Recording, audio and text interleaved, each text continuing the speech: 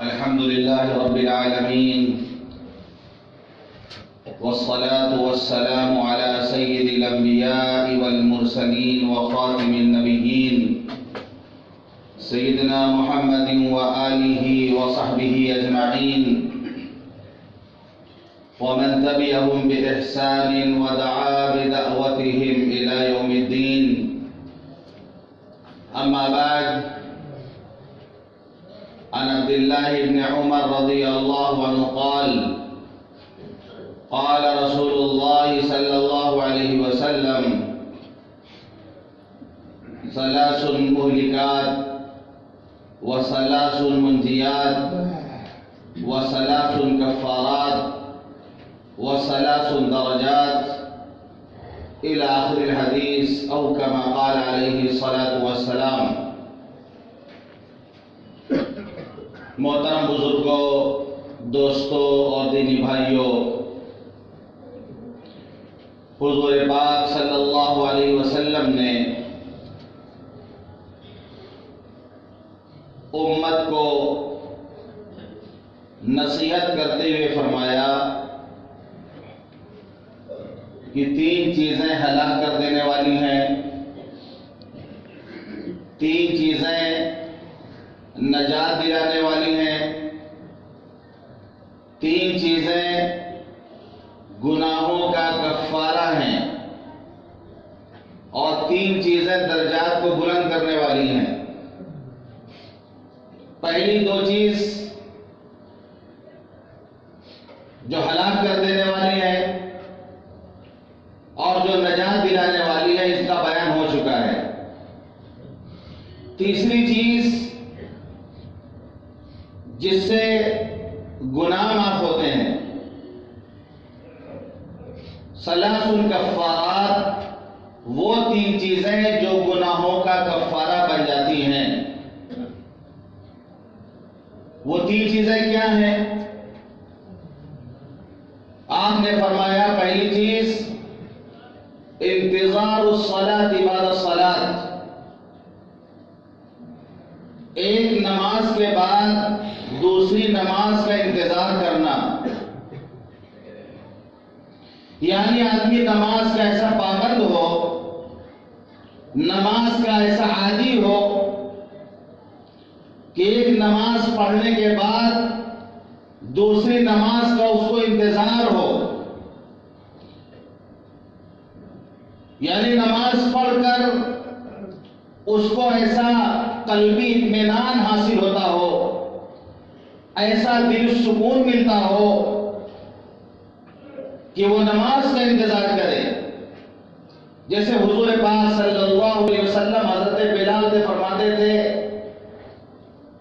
کہ اذان دو، مجھے آرام پہنچاؤ، قرۃ عینی فی الصلاۃ، میری آنکھوں کی ٹھنڈک نماز میں ہے.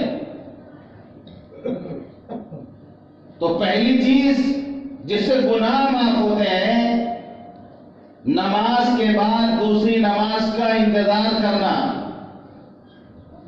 حدیث پاک میں آتا ہے جب کوئی وضو کر کے مسجد میں بیٹھ کر نماز کا انتظار کرتا ہے تو اس کو نماز کا ثواب ملتا رہتا ہے. انتظار الصلاۃ فی الصلاۃ، جو نماز کا انتظار کرتا ہے گویا وہ نماز پڑھ رہا ہے. تو ہم تھوڑا پہلے مسجد میں آ جائیں، آ کر کے نماز کا انتظار کریں، کیونکہ ہم جو نماز کا انتظار کریں گے تو وقت ہمارا ضائع نہیں ہو رہا، بلکہ ہمیں نماز کا ثواب مل رہا. اور دوسرا فائدہ یہ ہے کہ حدیث پاک میں آتا ہے کہ جب آدمی نماز پڑھتا ہے تو فرشتے اس کے لیے دعا کرتے ہیں جب تک وہ اپنی نماز کی جگہ سے نہیں ہٹتا.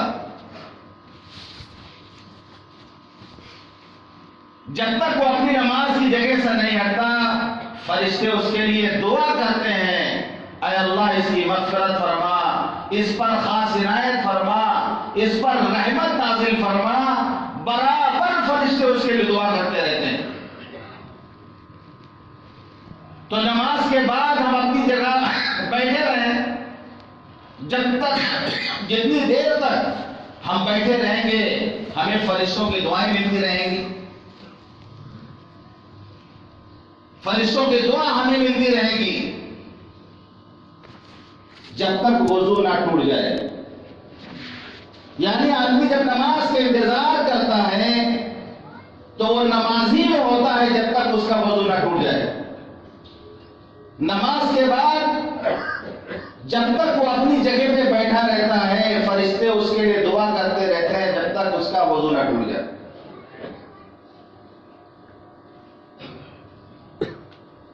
حدیث پاک میں آتا ہے، بخاری شریف کی روایت ہے کہ سبعۃ یظلهم اللہ یوم لا ظل الا ظلہ. 7 قسم کے لوگ ایسے ہوں گے کہ کل قیامت کے دن اللہ تعالیٰ اس دن اپنے عرش کے سائے میں انہیں رکھے گا جس دن اللہ کے سائے کے علاوہ کوئی سایہ نہیں ہوگا.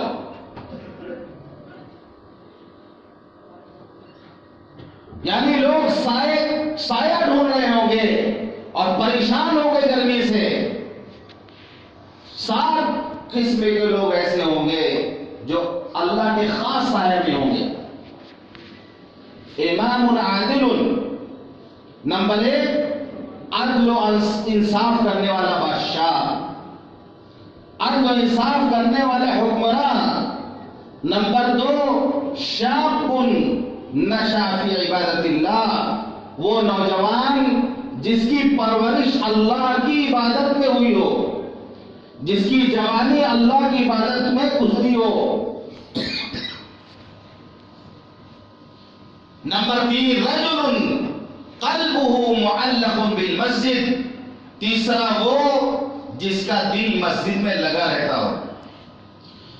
گھر میں بیٹھا ہوا ہے لیکن اس کا دل مسجد میں لگا ہوا ہے. عصر کی اذان تو نہیں ہو گئی، نماز کا وقت تو نہیں ہو گیا، یعنی اس کا دل مسجد میں لگا ہوا ہو، گویا معلق بالمسجد، مسجد سے اس کا دل لٹک رہا ہو، اٹکا ہوا ہو. یہ تیسرا وہ ہوگا جو کل قیامت کے دن عرش الہی کے سائے میں ہوگا. رجال لا تلہیہم تجارۃ ولا بیع عن ذکر اللہ واقام الصلاۃ وایتاء الزکاۃ یخافون یوما تتقلب فیہ القلوب والابصار. یہ وہ لوگ ہیں جن کو تجارت، لین دین غافل نہیں کرتی ہے اللہ کے ذکر سے، نماز قائم کرنے سے، زکوٰۃ ادا کرنے سے. یہ اس دن سے ڈرتے ہیں جس دن دل اور نگاہ الٹ دیے جائیں گے، دل اور نگاہ پھیر دیے جائیں گے. یہ اپنے کاروبار میں بھی ہوتے ہیں، یہ خرید و فروخت کر رہے ہوتے ہیں، لیکن جب نماز کا وقت ہوتا ہے تو یہ خرید و فروخت، یہ کاروبار انہیں مشغول نہیں رکھ پاتا، انہیں غفلت میں نہیں ڈال دیتا. بلکہ جب نماز کا وقت ہوتا ہے یہ صحابہ کرام، کوئی باغ میں کام کر رہا، کوئی بازار میں دکان لگائی ہوئی ہے، کوئی مزدوری کر رہا، کوئی کھجوریں توڑ رہا، لیکن جب نماز کا وقت ہوتا تھا تو اس طریقے سے وہ اپنے کام سے بے نیاز ہو جاتے تھے کہ ایسا لگتا تھا کہ ان کا اس کام سے کوئی تعلق نہیں ہے. مزدور مزدوری چھوڑ دیتا، باغ والا باغ کے کام کو چھوڑ دیتا، تاجر تجارت کو چھوڑ دیتا اور سیدھے سب مسجد نبوی کی طرف آتے. ایسا لگتا تھا کہ اذان ہونے کے بعد اس کام سے ان کا کوئی تعلق نہیں ہے. تو پہلی یہ چیز ہے انتظار الصلاۃ بعد الصلاۃ. نمبر 2 اسباغ الوضوء فی السمرات، سخت سردی کے زمانے میں مکمل وضو کرنا. بعض روایت میں اسباغ الوضوء علی المکارہ، یعنی ناگواری کے باوجود، تکلیف کے باوجود مکمل وضو کرنا. پانی بہت ٹھنڈا ہے، یا پانی دور میں ہے وہاں سے جا کے لانا ہے، وہ چل کر کے جائے وہاں سے پانی لائے، وضو کرے۔ پانی بہت ٹھنڈا ہے، یعنی جلدی جلدی دھو لے کہ آدھا دھلا ہاتھ آدھا نہیں دھلا، آدھا پیر دھلا ہے آدھا نہیں دھلا، جلدی جلدی جو ہاتھ پھیر لیا خالی۔ تکلیف کے باوجود وہ مکمل وضو کرے، یہ اس سے گناہ معاف ہوتے ہیں، یہ گناہوں کا کفارہ ہے۔ حدیث پاک میں آتا ہے اذا توضأ، وضو کرے، خالی وضو کرے نہیں، فاحسن الوضوء، بہترین وضو کرے، وہ اچھی طرح وضو کرے، وہ خرجت خطاياه من جسده حتى تخرج من تحت اظفاره،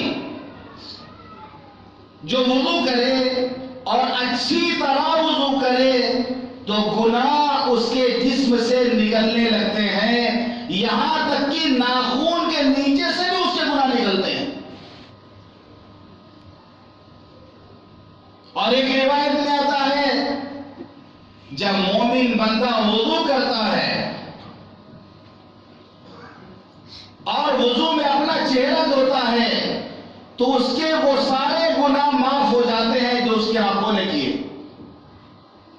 جب وہ ہاتھ دھوتا ہے اس کے وہ سارے گناہ معاف ہو جاتے ہیں جو اس کے ہاتھوں نے کیے۔ جب وہ پیر دھوتا ہے اس کے وہ سارے گناہ معاف ہو جاتے ہیں جو اس کے پیر نے کیے، یعنی اس نے چل کر کیے۔ جب وضو سے فارغ ہوتا ہے تو گناہوں سے پاک صاف ہو جاتا ہے۔ یہ پانی جس سے ہم منہ دھوتے ہیں، جس سے ہم نہاتے ہیں، آدمی نہانے میں صابن استعمال کرتا ہے، شیمپو استعمال کرتا ہے۔ صابن کے اندر بس اتنی صلاحیت ہے کہ وہ آپ کے میل کو دور کر سکتا ہے، اور اچھا صابن لائیں گے آپ کے بدن کی زیادہ اچھی صفائی ہو جائے گی۔ لیکن یہی پانی جب وضو کے نام سے استعمال کیا جاتا ہے تو اس پانی میں اللہ ایسی طاقت پیدا کر دیتا ہے، ایسی اسپرٹ ڈال دیتا ہے، اس کے اندر اتنی قوت آ جاتی ہے کہ میل تو کیا انسان کے گناہوں تک تو یہ پانی دھو کے رکھ دیتا ہے۔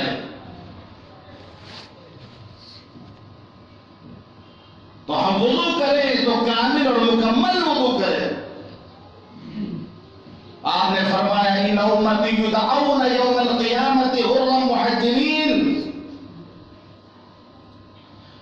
میری امت کل قیامت کے دن بلائے جائے گی تو کہ وضو کے اثر سے ان کے اعضاء، چہرہ، ہاتھ، پیر چمک رہا ہوگا۔ وضو کے اثر سے ان کا چہرہ، ہاتھ، پیر چمک رہا ہوگا۔ تم میں سے جو اپنے نور کو اور اپنی چمک کو بڑھا سکتا ہے وہ بڑھانے کی کوشش کرے۔ حضرت ابو ہریرہ رضی اللہ عنہ وضو کرتے تھے تو ہاتھ یہاں تک دھو لیتے تھے، کندھے تک ہاتھ دھو لیتے تھے، پیر دھوتے تھے تو گھٹنے تک دھو لیتے تھے۔ کہتے تھے حضور نے فرمایا جو اپنا نور بڑھا سکتا ہے بڑھائے، میں چاہتا ہوں کہ میرا ہاتھ یہاں تک چمکے، میرا پیر یہاں تک چمکے۔ جو اس بات کی کوشش کرتا ہے کہ اپنی روشنی کو بڑھا سکتا ہے وہ بڑھائے، یعنی بہت اچھی طرح وضو کرے وہ، تاکہ کل قیامت کے دن اس کا چہرہ چودھویں کے چاند کی طرح چمکے، اس کے وضو کے آتا اس کے ہاتھ پیر چمکدار ہوں۔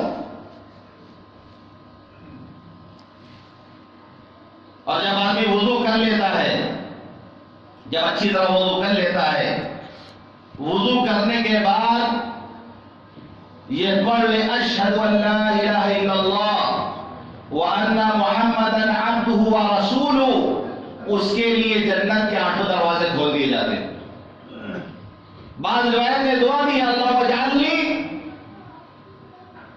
اجعلنی من التوابین واجعلنی من المتطہرین، یہ دعا پڑھ لے اس کے لیے جنت کے 8 دروازے کھول دیے جاتے ہیں، جس دروازے سے چاہے وہ جنت میں داخل ہو جائے۔ تو وضو کرنے کے بعد یہ پڑھیں، کلمہ پڑھیں اشہد ان لا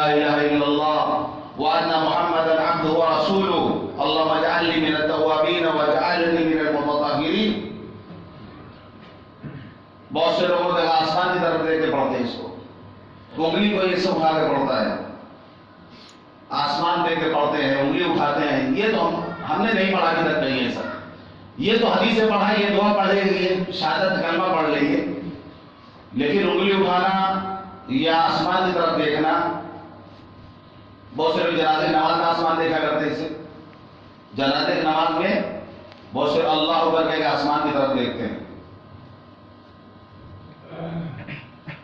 ایسا تو ہم نے کہیں نہیں پڑھا ہے۔ دعاؤں کا اہتمام ہو، جتنا حدیث سے ثابت ہوتا ہے کیا جائے بس۔ تو وضو جو ہے اچھی طرح کرنا ہے، کامل وضو کرنا ہے، مکمل وضو کرنا ہے، یعنی سردی کے باوجود، ٹھنڈ کے باوجود مکمل وضو کرے تو اس سے گناہ معاف ہوتے ہیں۔ ایک مرتبہ سفر میں عصر کا وقت ہو گیا، صحابہ کرام جلدی وضو کر رہے تھے، جلدی وضو کرنے میں عام طور پر ایڑی چھوٹ جاتی ہے۔ ابھی جانا میں چونکہ پیر بہت سوکھا ہوا رہتا ہے، آدمی اگر جلدی سے پانی مارے گا پیر پہ، اس کی جو ایڑی ہوتی ہے، ایڑی عام طور پہ وہ سوکھی رہ جاتی ہے، اگر دھیان دے آدمی تو اس کی ایڑی سوکھی ملے گی اس کو۔ آپ نے فرمایا ویل للعقاب من النار، ویل للعقاب من النار، خشک ایڑیوں کے لیے جہنم کی تباہی ہے۔ یعنی ایڑی کو اچھی طرح دھو وضو میں، پیر دھونا ہے تو اچھی طریقے سے دھو، گویا جو حصہ خشک رہے گا وہ جہنم میں جلے گا۔ ویل للعقاب من النار، خشک ایڑیوں کے لیے جہنم کی تباہی ہے۔ وضو اچھی طرح دیکھیں، اچھی طرح کریں، ململ کے اعضاء کو دھوئیں، ایڑی کا خاص خیال رکھیں، دھلی کی نہیں دھلی، ایسا تو نہیں سوکھا رہ گیا ہو۔ اگر ہمارے وضو میں کمی آئے گی، ہم اگر وضو اچھی طرح نہیں کریں گے اور جماعت میں آگے شریک ہوں گے تو اس کا نقصان کیا ہے پتہ ہے؟ یہ صحابی فرماتے ہیں، تقریباً ابو داؤد کی روایت ہے کہ ایک مرتبہ حضور پاک صلی اللہ علیہ وسلم نے فجر کی نماز پڑھائی، آپ نے سورہ روم کی تلاوت کی تو تلاوت کے بیچ میں کچھ خلل واقع ہوا، آپ کو کچھ تشویش ہوئی۔ جب آپ نماز سے فارغ ہو گئے تو آپ نے فرمایا تم میں سے کچھ لوگ ایسے ہیں جو اچھی طرح وضو نہیں کرتے ہیں اور آ کے ہمارے بیچ نماز پڑھنے کے لیے کھڑے ہو جاتے ہیں، جماعت میں شریک ہو جاتے ہیں، ان کے اچھی طرح وضو نہ کرنے کی وجہ سے ہمیں قرآن کی تلاوت کرنے میں خلل واقع ہوتا ہے۔ جب حضور پاک صلی اللہ علیہ وسلم جو سارے انبیاء کے سردار، سارے انسانوں کے سردار، جب ان کو جو ہے خلل واقع ہو گیا وضو اچھی طرح نہ کرنے کی وجہ سے، تو پھر ہما شما کی کیا گنتی ہے؟ جو امام الانبیاء ہے جب ان کا یہ حال ہے، یہ چھوٹے چھوٹے اماموں کا بھی کیا درجہ؟ تو فتویٰ خالی امام پہ نہ لگے کہ امام صاحب جب تک بھول جا رہے ہیں، قرآن کرتے بھول جاتے امام صاحب، یعنی خالی فتویٰ امام پہ نہ لگے۔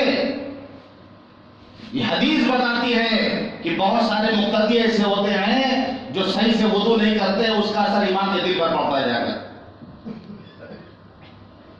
اسی لیے جب امام سے کوئی غلطی ہوتی ہے تو جب وہ سجدہ سو کرتا ہے تو مقتدیوں کو بھی کرنا پڑتا ہے۔ مقتدی کہتے ہیں امام صاحب غلطی آپ نے کی، آپ اکیلے کر لیجیے، ہم لوگ کیوں کریں؟ ہم لوگ کیوں کریں؟ ہم سے کیا غلطی ہوئی ہے؟ غلطی امام سے ہوئی ہے تو وہ سجدہ سو کر لے، نہیں، سارے مقتدیوں کو سجدہ سو کرایا جاتا ہے۔ پتہ نہیں کس کی وجہ سے وہ غلطی ہوئی ہے، کس کی غفلت کی وجہ سے وہ غلطی ہوئی ہے، امام کے ساتھ سارے مقتدی بھی سجدہ سو کرتے ہیں۔ تو وضو جو ہے کامل اور مکمل کیا جائے، یعنی کہ دسمبر کا مہینہ ہے، جنوری کا مہینہ ہے تو جلدی جلدی وضو کر لیا جائے۔ اسباغ الوضو علی المکارہ، اسباغ الوضو فی الصبرات، سردی کے موسم میں سخت ناگواری کے باوجود بھی کامل اور مکمل وضو کیا جائے، اس سے گناہ معاف ہوتے ہیں۔ گناہوں کا فرق اسی چیز وَنَقْلُ الْأَقْدَامِ إِلَى الْجَمَاعَاتِ، جماعت سے نماز پڑھنے کے لیے مسجد چل کر کے آنا، جماعت سے نماز پڑھنے کے لیے پیدل چل کر کے مسجد آنا، اس سے گناہ معاف ہوتے ہیں۔ حدیث پاک میں آتا ہے کہ آدمی کی وہ نماز جو اس نے جماعت سے ادا کی، وہ نماز جو اس نے گھر میں اکیلے پڑھی ہے، یہ جو جماعت سے اس نے نماز پڑھی فضیلت میں 27 گنا، بعض روایت 25 گنا، بعض روایت 27 گنا زیادہ ثواب ملتا ہے جماعت سے نماز پڑھنے کا۔ کیوں؟ اس لیے جب بندہ مومن وضو کر کے جب وہ جماعت سے نماز پڑھنے کے لیے مسجد کی طرف پیدل چل کر کے آتا ہے، ہر قدم پر اللہ اس کا درجہ بلند کرتا ہے، اس کا گناہ معاف ہوتا ہے۔ وَكَثْرَةُ الْخُطَىٰ إِلَى الْمَسَاجِدِ، یعنی مسجد کی طرف کثرت سے پیدل چل کر کے آنا۔ اب جس کا گھر مسجد سے جتنا زیادہ دور ہوگا اس کو اتنا زیادہ ثواب ملے گا۔ اس لیے اگر گھر دور ہے تو یہ نہیں کہ مسجد کون جائے، گھر ہی میں پڑھ لیں گے، گھر ہی میں پڑھ لیں گے، نہیں، جتنی دور جس کا گھر ہے اتنا دور سے وہ پیدل چل کر کے آئے گا، ہر قدم پہ اس کا درجہ بلند ہوگا، اس کے گناہ معاف ہوں گے۔ کتنا جو ہے نفع اس کو مل رہا۔ قبیلہ بنو سلمہ جو اس جگہ آباد تھا جہاں آج کل مسجد قبلتین ہے، مدینہ منورہ میں مسجد قبلتین جہاں پر ہے، وہاں پر ایک قبیلہ تھا، قبیلہ بنو سلمہ۔ مسجد قبلتین اس کا اس لیے نام ہے کیونکہ قبلے کی آیت اور تحویل قبلہ کا حکم وہیں پر ہوا۔ غالباً آپ ظہر کی نماز پڑھ رہے تھے اور بیت المقدس کی طرف رو کر کے آپ نماز پڑھ رہے تھے، آپ کی دلی خواہش تھی، شروع سے دلی خواہش تھی کہ کعبہ قبلہ بن جائے۔ ظہر کی نماز غالباً آپ مسجد قبلتین میں ادا کر رہے تھے، شمال اور جنوب، شمال کی جانب مدینے سے کعبہ جو ہے جنوب کی طرف ہے، ہمارے مغرب کی طرف، وہاں سے جنوب کی طرف ہے، تو شمال اور جنوب، شمال کی طرف آپ کھڑے پہ نماز پڑھ رہے تھے، اور پھر نماز کے بیچ ہی میں آیت نازل ہو گئی، فَوَلِّ وَجْهَكَ شَطْرَ الْمَسْجِدِ الْحَرَامِ، یعنی مسجد حرام کی طرف رخ کر لو، تو نماز کے بیچ ہی میں کعبے کی طرف سب گھوم گئے۔ تو اس کو اسی لیے دو قبلے والی مسجد کہا جاتا ہے کہ بیت المقدس کی طرف نماز پڑھی جا رہی تھی، حکم آ گیا، پھر کعبے کی طرف رخ کر لیا گیا، اس میں دو میدان بنے ہوئے ہیں، یعنی شمال کی طرف بھی اور جنوب کی طرف بھی۔ شمال کی طرف جو بنا گیٹ کے اوپر میں مصلی بنا دیا گیا ہے، یہ ظاہر کرنے کے لیے، بتانے کے لیے کہ پہلے ادھر قبلہ تھا، اور جنوب کی طرف جدھر اصل قبلہ جو ہے وہاں پر باقاعدہ امام نماز جو پڑھاتے ہیں باقاعدہ محراب بنی ہوئی ہے وہاں۔ تو قبیلہ بنو سلمہ کے لوگ وہاں پر آباد تھے۔ اب مسجد قبلتین دور ہے مسجد نبوی سے، لوگ بس سے گاڑیوں سے آتے ہیں اس کی زیارت کرنے کے لیے، وہاں سے لوگ حضور پاک صلی اللہ علیہ وسلم کے پیچھے 5 وقت کی نماز پڑھنے آتے تھے اتنی دور سے۔ تو قبیلہ بنو سلمہ کے لوگوں نے خواہش ظاہر کی کہ اللہ کے رسول، ہم لوگ مسجد نبوی قریب آ کے آباد ہو جائیں تاکہ 5 وقت کی نماز آپ کے پیچھے ادا کر لیں۔ آپ نے منع کیا، نہیں، وہیں رہو، وہیں سے جماعت میں شامل ہونے کے لیے تم آؤ یہاں پر، اس لیے کہ تم وہاں سے جماعت میں شامل ہونے کے لیے آؤ گے تو اللہ ہر قدم پر تمہارا درجہ بلند کرے گا، تمہارے گناہوں کو معاف کرے گا۔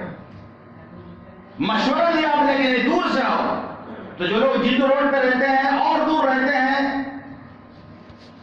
وہ جو ہے گھر ہی میں نماز نہ پڑھیں، یہ سوچ کر کے چلے وہاں سے، اس تصور کے ساتھ چلے وہاں سے، ہمارا ایک ایک قدم جو بڑھنا مسجد کی طرف ہمارا درجہ بلند ہو رہا، ہمارا گناہ معاف ہو رہا، تو ان کو مزہ بھی آئے گا چلنے میں، پھر استحضار کے ساتھ چلیں گے، نیت کر کے چلیں گے تو اچھا بھی لگے گا ان کو۔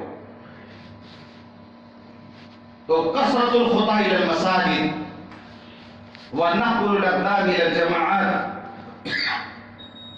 یعنی مسجد کی طرف پیدل چل کر کے آنا، جماعت حاصل کر، جماعت پانے کے لیے، جماعت سے نماز پڑھنے کے لیے مسجد کی طرف پیدل چل کر کے آنے سے گناہ معاف ہوتے ہیں۔ بس اوقات ایسا ہوتا ہے ایک آدمی گھر پہ ہے، اس نے وضو کیا، نماز کی تیاری کی اور مسجد چل کر کے آیا، آنے کے بعد اسے معلوم ہوا کہ جماعت ہو چکی ہے۔ مثال کے ٹائم مردوں سے نہیں پتا تھا، ٹائم گھٹ گیا اسے نہیں پتا تھا، یا کہیں اور جگہ گیا، اجنبی جگہ تھی جہاں اس کو وقت نہیں معلوم تھا، وہ وہاں پہ گیا، جماعت ہو چکی تھی، اب وہ گھر سے وضو کر کے نکلا جماعت پانے کے لیے، مسجد میں پہنچنے کے بعد معلوم ہوا کہ جماعت ہو چکی ہے، اللہ اس کو جماعت سے نماز پڑھنے کا ثواب عطا فرمائیں گے، گویا وہ جماعت سے محروم نہیں ہوا۔ اس سے یہ بھی پتہ چلتا ہے کہ ہم ہر حال میں مسجد میں جا کے نماز پڑھیں، شاید ایک ہی رکعت مل جائے، التحیاتی شاید مل جائے، تو وہ جماعت سے محروم نہیں رہا۔ حدیث پاک میں آتا ہے جو لوگ اندھیروں میں مسجد آتے ہیں ان کو مکمل قیامت کے دن مکمل نور کی خوشخبری سنا دو۔ اور ایک روایت میں آتا ہے کہ جو لوگ مسجد میں آتے ہیں، جو لوگ مسجد میں آتے ہیں ان کی ایمان کی گواہی دو، کیونکہ اللہ فرماتا ہے انما یأمر مساجد اللہ من آمن باللہ والیوم الآخر، کہ مسجدوں کو وہی لوگ آباد کرتے ہیں جو اللہ پر اور آخرت کے دن پر ایمان رکھتے ہیں۔ تو مسجد کو آباد کیا جائے، مسجد کی آبادی میں ہماری آبادی، مسجد کی ویرانی میں ہماری بربادی، مسجدوں کو آباد کیا جائے۔ میں تو اس سے پہلے میں نے کہا جہاں اور سب کچھ ہو رہا اپنے حق کو پانے کے لیے، جہاں پر لوگ احتجاج کر رہے ہیں، مظاہرے کر رہے ہیں، کوششیں کر رہے ہیں، دو کام ہمیں کرنے ہیں، یہ بھی ضروری ہے، یہ بھی کرنا ہے، اور اللہ سے لو بھی لگانا ہے ہمیں، اللہ سے مدد بھی ہمیں مانگنی ہے۔ وَاسْتَعِینُوا بِالصَّبْرِ وَالصَّلَاةِ، اللہ سے مدد حاصل کرو صبر اور نماز کے ذریعے سے۔ یہ نہیں کہ ہم خالی احتجاج کر رہے ہیں اور اللہ سے ہم لو نہ لگائیں۔ بہت افسوس ہوا اس دن میں گیا بڑی مسجد کے پاس، دیکھا عشاء کا وقت ہے، صرف جب جماعت کھڑی ہوئی ہے تو لاؤڈ اسپیکر بند ہو گیا، اتنی دیر کے لیے لوگ بیٹھے ہوئے ہیں، نماز نہیں پڑھ رہے ہیں، کیوں؟ کیونکہ احتجاج میں بیٹھے ہوئے ہیں، این آر سی کے خلاف، سی اے کے خلاف احتجاج میں بیٹھے ہوئے ہیں، دھرنا دیے ہوئے ہیں، مسجد کے گیٹ پہ، بڑی مسجد کے بالکل گیٹ پہ، نماز نہیں پڑھیں گے ہاں ہم دھرنا دیں گے، دھرنا دے رہے، احتجاج کر رہے، نماز نہیں پڑھیں گے، دروازے پر رہ کر نماز نہیں پڑھیں گے۔ اس کے بعد جیسی السلام علیکم ورحمۃ اللہ امام نے سلام پھیرا، پھر تقریر شروع، بعد میں سنتیں نہیں ہیں، خالی جماعتی سے نماز ہوتی ہے، بعد میں سنت دو نہیں پڑھتے ہیں، کتنی پریشانی ہو رہی ہے سنت پڑھنے میں، وہ بھی ضروری ہے، تو یہ بھی ضروری ہے آدمی احتجاج کرے، ہم نے حقوق کی لڑائی لڑے، اپنے حق حاصل کرنے کے لیے لڑائی لڑنا کوئی غلط نہیں ہے، آدمی شریک ہو، وہاں جائے جہاں پر لوگ احتجاج کر رہے ہیں، وہاں سب کو شریک ہونا بھی چاہیے جا کر،